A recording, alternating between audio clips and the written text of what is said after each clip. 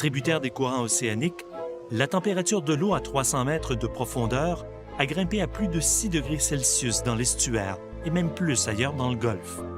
Jamais en 100 ans, la température à cette profondeur n'aura été aussi élevée qu'en 2021.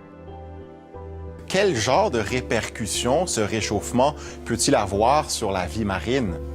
Toutes sortes de répercussions sur la vie marine. En fait, les changements de température, souvent, c'est des indicateurs ou des points de repère pour les espèces pour entamer des grandes étapes de leur cycle de vie, comme par exemple les migrations ou encore la reproduction. Quand ces points de repère-là changent, bien, il y a certaines étapes du cycle de vie des poissons, des crustacés, des animaux marins qui vont changer aussi. Et ce qu'on remarque, il y a des grands déplacements de plusieurs espèces qui vont devoir se déplacer pour s'adapter à ces nouvelles températures-là. Donc, il y a une migration généralisée vers le nord dans toutes les espèces du monde.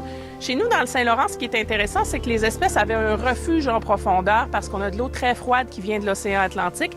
Mais les travaux du Dr Galbraith le montrent très bien.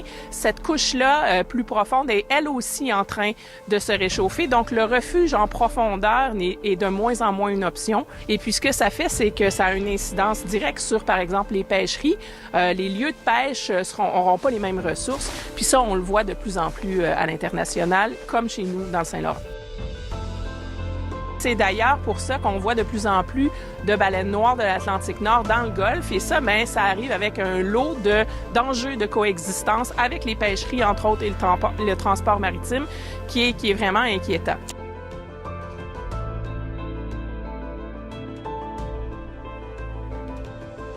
La diminution progressive de l'oxygène dans les eaux profondes de l'estuaire et du golfe du Saint-Laurent préoccupe de plus en plus les chercheurs. Les données de 2021 marquent un nouveau creux inquiétant.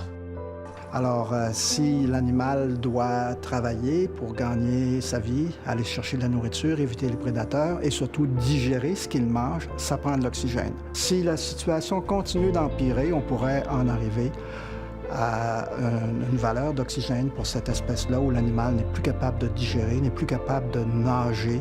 Et finalement, ça veut dire qu'on a atteint le seuil létal. Les bactéries vont utiliser l'oxydant qui est le plus efficace pour oxyder cette matière organique. Et l'oxydant le plus efficace, c'est l'oxygène. Mais lorsque la concentration en oxygène va devenir faible ou absente, ils vont utiliser d'autres oxydants qui leur sont disponibles.